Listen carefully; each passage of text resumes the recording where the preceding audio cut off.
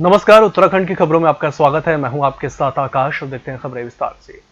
मुख्यमंत्री तीरथ सिंह रावत ने STPI building IT park Dehradun में आयोजित कार्यक्रम में senior citizen national helpline Elder line का उत्तराखंड में शुभारंभ किया। भारत सरकार के सामाजिक न्याय एवं अधिकारिता मंत्रालय और उत्तराखंड सरकार के द्वारा वरिष्ठ नागरिकों के कल्याण के लिए हेल्पलाइन 14567 शुरू की गई है। मुख्यमंत्री ने कहा कि प्रधानमंत्री नरेंद्र मोदी के विजन सबका साथ, सबका विकास, सबका विश्वास के अनुरूप यह हेल्पलाइन बुजुर्गों की समस्याओं के निदान में सहायक होगी।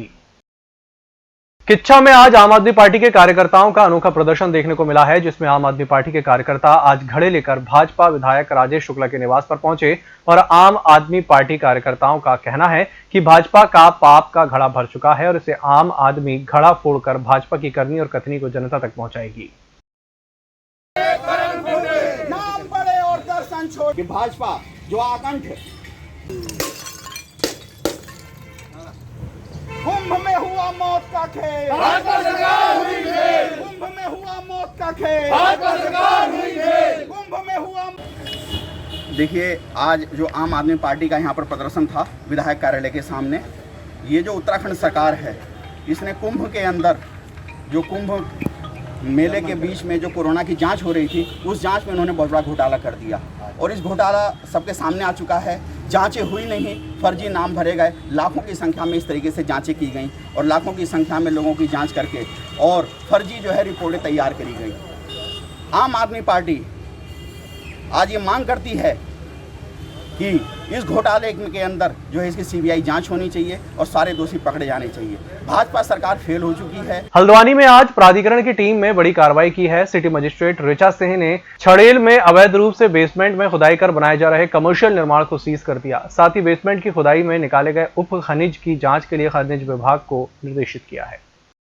देखिए, जो हमारा प्राधिकरण का क्षेत्र है उसमें शिकायत मिल रही थी कि एक निर्माण कार्य यहाँ इस जगह पे चल रहा है और इनसे डॉक्यूमेंट दिखाने के लिए कहा गया था, तो इनके द्वारा अभी तक कोई डॉक्यूमेंट नहीं दिखाया गया है और इनका नक्शे के संबंध में भी इनके द्वारा क्या कार्रवाई की गई है भी नहीं बताया गया है।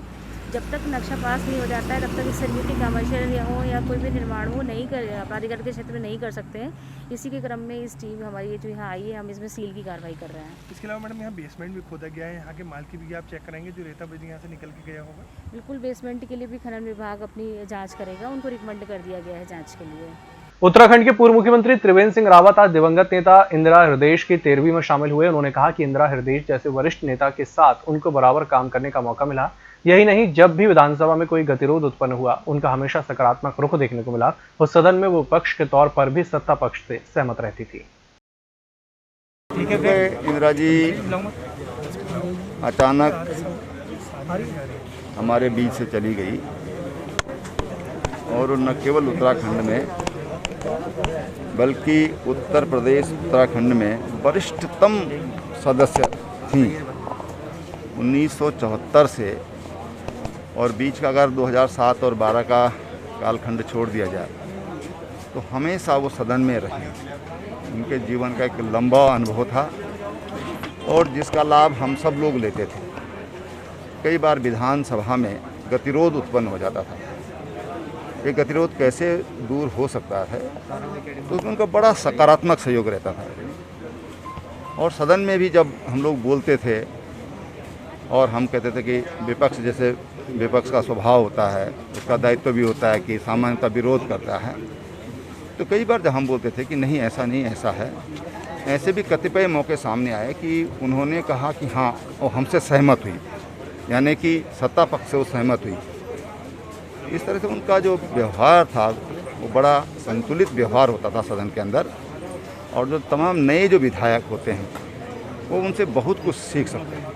कांग्रेस प्रदेश अध्यक्ष प्रीतम सिंह ने कहा कि उत्तराखंड में मुख्यमंत्री की सीट को लेकर चुनाव होने या न होने पर जिस तरह का संशय चल रहा है, उससे सरकार के पास केवल 3 विकल्प हैं। या तो सरकार मध्यवर्ती चुनाव में जाए, या राष्ट्रपति शासन की डिमांड करे, या फिर तीसरे मुख्यमंत्री का विकल्प सरकार के पास है। नहीं तो चुनाव आयोग जो भी निर्णय लेगा, कांग्रेस हर चुनौती के लिए तैयार है। उन्होंने कहा कि निर्णय अब चुनाव आयोग को लेना है, लेकिन कांग्रेस अपने लिहाज से हर चुनाव के लिए तैयार है। ये जो संवैधानिक नियमों की बात आपने सही है।